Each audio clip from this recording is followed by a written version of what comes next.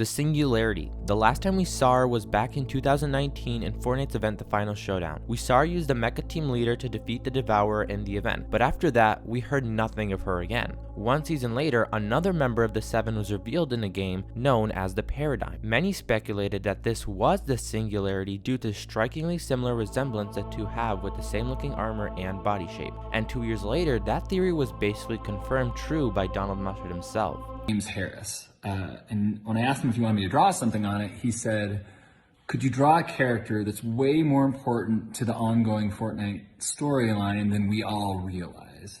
I thought that was an awesome question. So I'm going to be sending you, James, all of the issues. And let me show you who I decided to draw on there. So here's all the issues, and you'll notice that on issue number 5, I drew who you guys know one of her names as, the Singularity. Then Chapter 3 arrives with more lore-revealing details about the Seven, which we find out are in complete disarray, with the Paradigm being public enemy number 1 for the Seven, according to the scientist. Hey, Paradigm, it will not surprise you to learn that you remain public enemy number 1 for the Seven. Who is the Singularity? What is the story behind the Singularity? Why is she public enemy number 1 for the Seven? And where is she? We may not know it yet, but the answer may be right in front of us. So let's begin.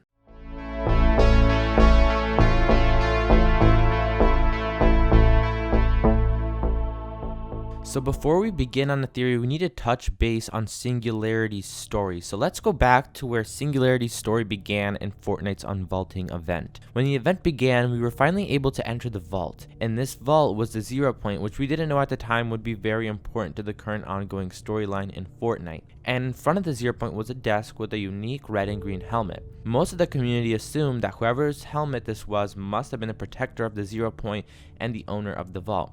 But this is where Singularity's story gets a bit shaky.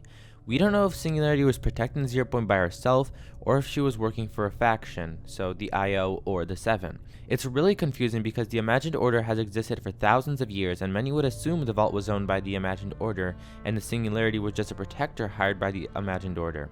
I, on the other hand, think at the time of Season 8's event, the Imagined Order did not have control over the 0 point, and the Seven had Singularity, or otherwise known as the Paradigm, protect the 0 point from any dangers, and to not let it fall into the hands of the Imagined Order. We'll come back to this theory in a bit.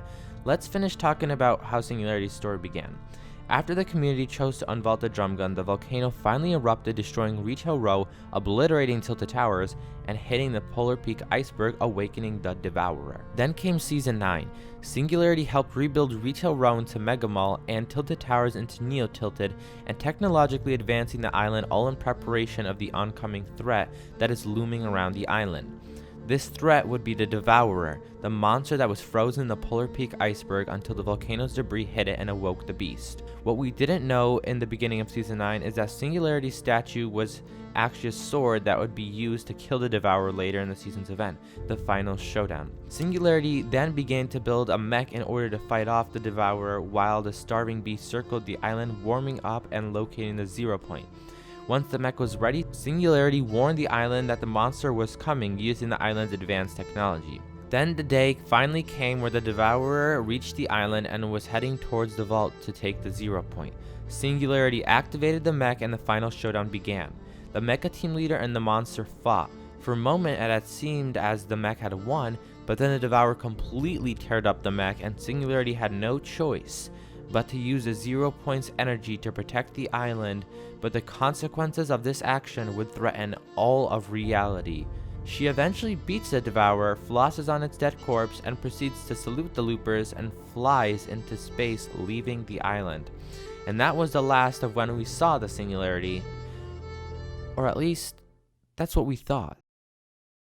In Season X, the 0 point was destabilizing fast. The Seven had to reset the entire loop because Singularity exposed and destabilized the 0 point during Season 9's event.